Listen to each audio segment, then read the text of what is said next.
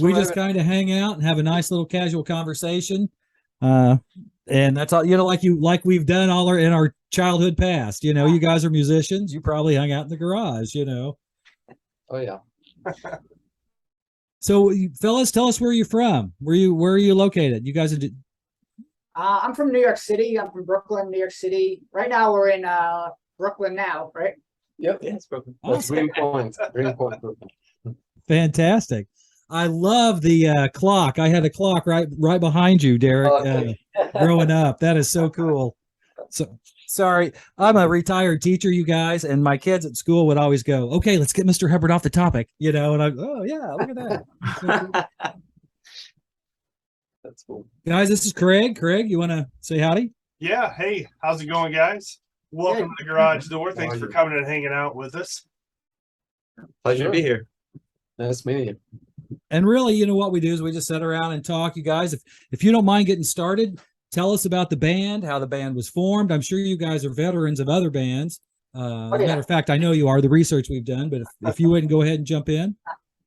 Yeah, well, I'm in the Electric Mess. That's my main band. And Frank is in the Elevator Operators in Golden Grass, and Andrea's in Twin Guns. And we've played shows over the years. And, obviously we just went through a pandemic and, a lot of downtime. So I had, time to write a lot of songs and just try and keep going. And, I just wanted to do something with these guys while while my other band was regrouping and all that. So it's nice to be able to do something new with different people. And, here we are. Did you guys trade files? Well, how did you do some recording? Is that Andrea? Well, I did demos in GarageBand, so I had 5 songs, and I got up the nerve to email this guy and say, "Hey, I have these demos, and I would love to have you if you want to do it. I understand you're busy, but well, if it was the 70s, it would have been something like this, that our bands were taking a break from touring, and we would just meet up in some fancy mansion in the country, and Right. and we spent the whole weekend recording. No, but the thing is, Derek had this songwriting talent that I personally wasn't quite aware of. Yes. We haven't been friends for years, and our respective bands played together. But he had all this material, and I was lucky to be chosen as my mom. With Frank as well. We've been meaning to do something together for so long, and so the thing is, it's so efficient preparing those demos, so everything was pretty much ready.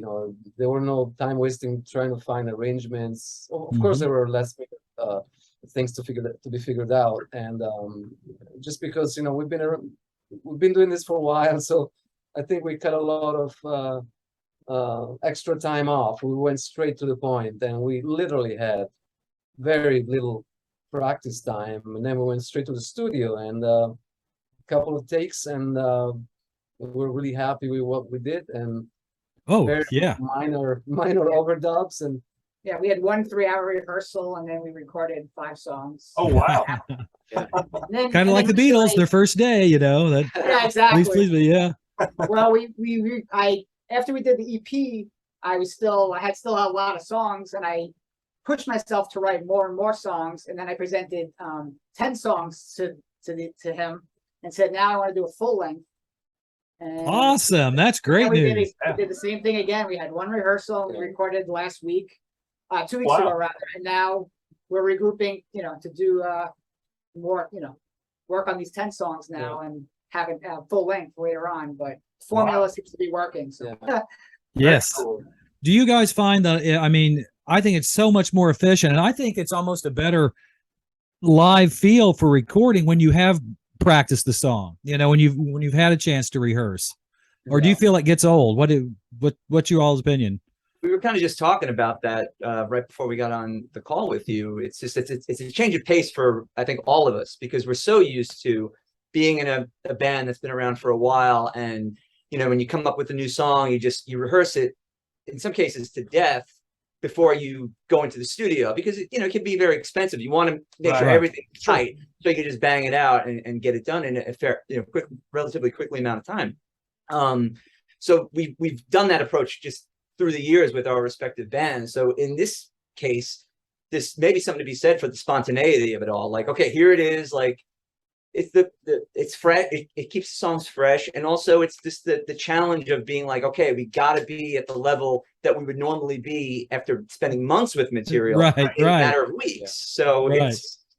it forces you to like step up your game and really nail it. Well, plus with the Yeah. pandemic, normally you would do like a show, a couple of shows a month, and you keep Right. playing the same songs over and over. With this pandemic, this is a new band. Even we didn't even have any gigs. We just said, okay, we're going to just record. Yeah, Wow. I mean, I know you've played in recent months, but I haven't been on the stage since it's 3 years. It's almost 3 years at this Yeah. point. I missed Yeah. like 3 shows in 2.5 years Yeah, or something. sure. That's it. So it's kind of itching to do something, and very minimal rehearsing as well, because obviously the long layoff when everything was under lockdown, but even when things started to open up again, it's like there's always scheduling issues even under the best of conditions. And then Yep. who got it? Okay, we're not going to get together while someone's Right. positive, and then Yep. a few weeks would go by and inevitably someone else would get sick. It's the world we're living in. So it's just great that all the stars aligned for this project, and we were able to just get together when we said we were going to, and really get to work on it. Well, it's lucky for us, I think. You guys, Yeah. we absolutely love your music. So when you I'm sorry to get into the process. I'm just the geek, and again, we're just talking in the garage. But when you're ready to, like, the songs are ready, you're ready to go into the studio. I mean, who usually books it for you guys? What do? You just kind of go together, or do you know somebody? Well, our drummer Alan Camlet, who's our drummer, he's also in the Electric Mess. He has a studio in Hoboken called Hoboken Recorders, and he's also a wizard at recording and mixing. So he engineered and mixed it as well. It'd be the 3 of us laying down the tracks. He would go into the booth for a minute and then zip out and then go to the drums. Okay, we would do a take and he'd zip out, hit Wow.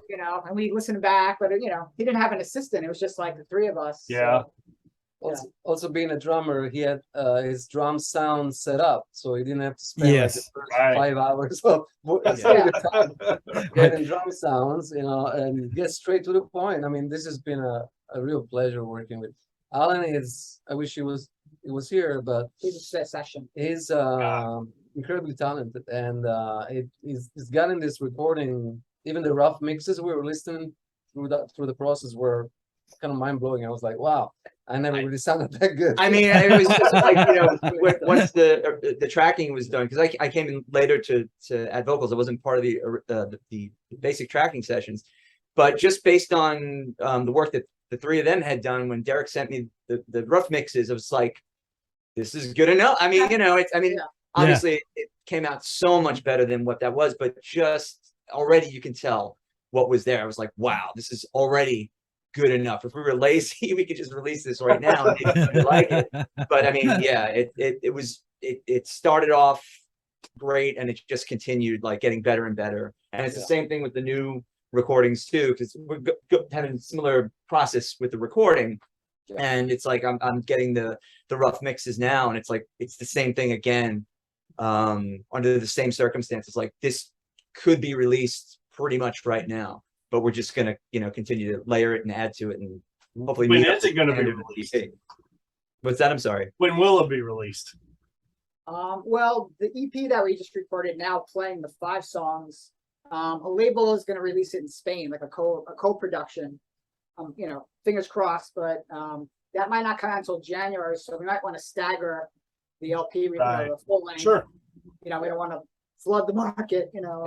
Well, true. Yeah. True. So so we'll have actually a little time to work on it. Even I feel a little good about that. The EP, I was eager to get it out and done. So this one we have a little time to breathe, even because now there's no point in releasing it on top of an EP. Right. What good would it do? Yeah. Yeah. I have to say, just to add to all this, it's once again, as Frank was saying, the process was so quick, but also I think we're all believe in the one good take. So maybe out of the 10 songs, maybe 5 were the first take. Oh, wow. And so it was like the overdub process was 2 hours or less. We recorded Wow. 10 songs in one day. Actually, 11 tracks Yeah, just in one day.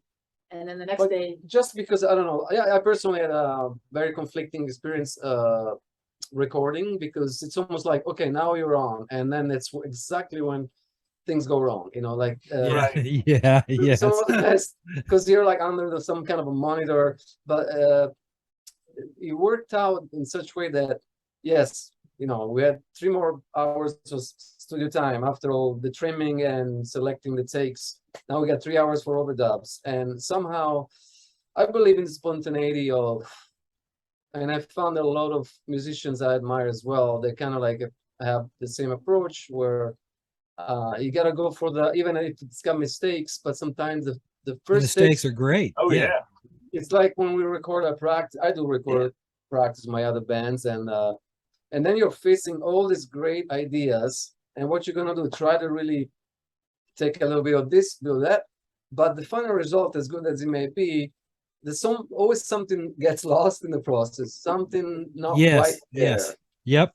So maybe it's like Some the magic, the magic in it. Sorry to Yeah, interrupt you, Derek. exactly. The When, magic. when you have time to sit with things, either even before you go into the studio or, before it's completed, if you have time to sit with things, depends on your personality, but there's a tendency to maybe overthink it. Oh as yeah. well. Overcook it. You You start overcook the guessing, stew. Yeah. the things that, you loved about it originally. And, obviously anybody listening to this or buying it may not be privy to all the different incarnations of the tracks, but we know, and sometimes it's a little disheartening when you realize when it's too late, like, oh, Yeah. why did I think that? Why did we do this? Should have just kept it the way it was, Well, So, examples. I mean, there's been, first of all, to me, I remember one of the ones that stands out, Dylan and Blonde on Blonde. If I remember, that was just kind of, let's go in, let's get it done. Here's the songs. Let's rehearse them once or twice and jump in.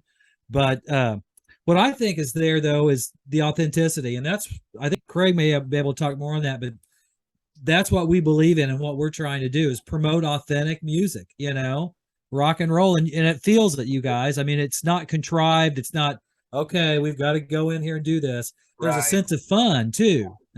Maybe it's in me, but there's a sense of fun. And that's what rock and roll is supposed to be about to me anyway. Yeah. Also, I mean, I don't know if it's part of the questions, but we settled on a style that it came quite spontaneous. I mean, Derek had a precise idea on what he wanted. He wanted something, because when we all come from the garage rock, Right. I personally come from, I mean, I loved all kinds of music, but my past bands and my current other projects are more into the noise rock, more the garage, fuzz, twanging, lots of reverb, post-punk. So all these sort of affectations of the style. Obviously, yet with Electric Mess, they went from being garage rock to a little more like classic rock, hard rock, and Frank as well. We all come from the love of the '60s, in a way, many ways. Yeah. But Yeah. I think we all do. I think we're, if you're a musician, how can you not, and here it's kind of like we're touching different territory, because there are a lot of, all of us have secret pleasures. How do you say? I'm sorry. guilty Yeah. pleasure. Guilty pleasures. There Yes. you go. So I don't want to name names, but there's some more or less mainstream rock of the past couple of decades that or more that we may have intentionally ignored for a long time, and now we're like, you know what? I don't know. This may sound a little bit like, can we say it, Bruce Springsteen, or well, yeah, but that's cool. That's Yeah. fine.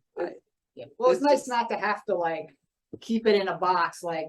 Right. Yes. Oh, yeah. so niche, Yes. like it's just, Oh, take yeah. good songs and leave it at that. and I don't like that pressure. I don't like having to conform to a genre. I mean, be all over the place. Yeah. Guys, sorry to interrupt what you're going to say, but okay, let's go around the room real fast. Craig, you start. The last guilty pleasure you play. Okay, tonight Craig and I are both drummers. I was practicing, just playing along with some songs. Guilty pleasure. I played to Captain Tennille. Love will keep us together. And I was having fun with it. Just just playing the groove. Okay, Yeah. Frank, go ahead. Your guilty pleasure. Your guilty pleasure. I'm not copping out, but I no longer I no longer have guilty pleasures. I'm not guilty about anything that I like. There you go. Honestly, I mean, for a long time there was like, I Right. admit to liking certain bands because you're young and you're trying to like not fit in. Yeah, to I know scene, exactly. but like kind of get with the scene and like align Right. yourself with other local bands that Yeah. you have a similar mindset. But everybody likes something else besides what that scene is. But it can get a little judgy when you start talking about it. So after having go through that for too long, I'm like, you know what? I have no guilty pleasures. Like, a band prior to even the bands I'm in now kind of had more of a garagey, moddy, kind of kinksy Yep. thing. But I was like, you know what? I'm not gonna be guilty about saying that I love Rush or that I love Van Halen. Just because we're this, just because we look and sound like the Kinks. I'm not gonna hide the Right. fact that I'm into this other stuff too. You can because like all kinds. what's the point? Yeah.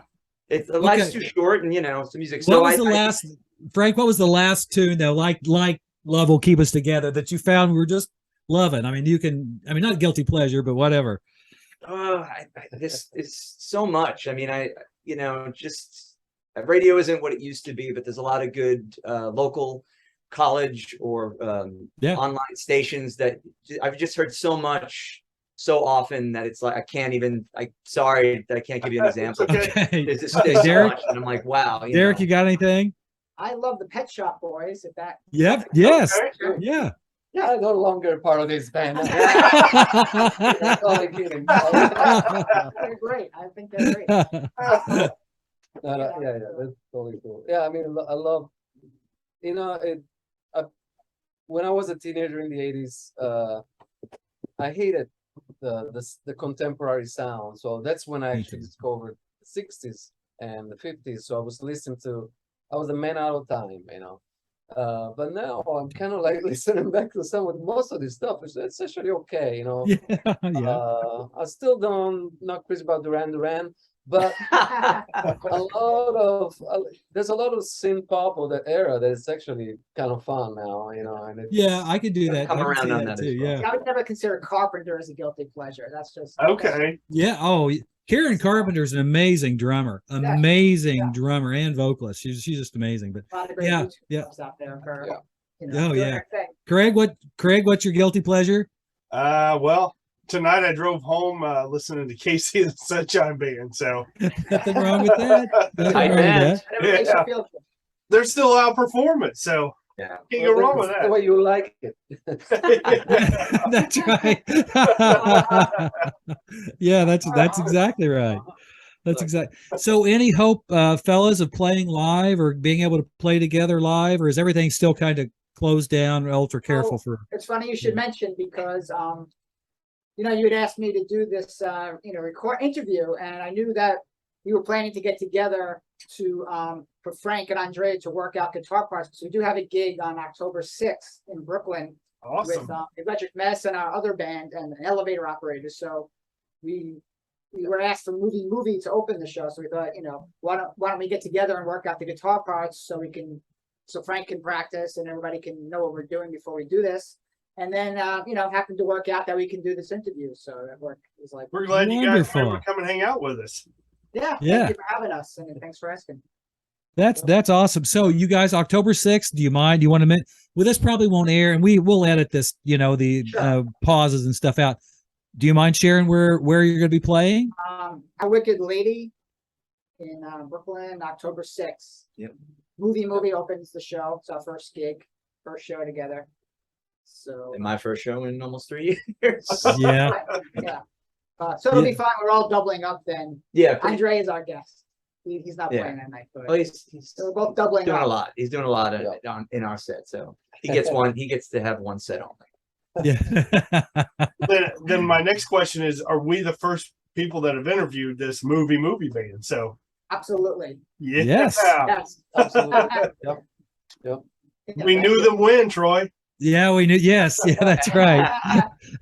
Hey, 10 years from now, we'll carry your gear in places. We'll roadie for you. No, please. We're used to it. I mean, Yeah. thank you, but it's You'll not got necessary. special guests. Love it. Put on the list. Frank, the last time we played live, and again, we were playing at a birthday party, and there was maybe 15 people there, I was nervous as get out, and but once the minute the song started, we were fine. But I mean, Yeah. I was just, and these are all people I know, they don't give a crap. Sometimes was that's worse. Yeah. Then once you get going, you want to do more. It's Yes. about breaking Yes. the ice, and then it'll be fun, a funny experiment, because we wanted to really just this be a sort of studio project, but it's inevitably it's like, oh, what would it be if we play at least a show? And Right. I'm pretty sure down the road we'll play more than one show. Yeah. I think it's looking that way. It's we're all very busy. That's the thing.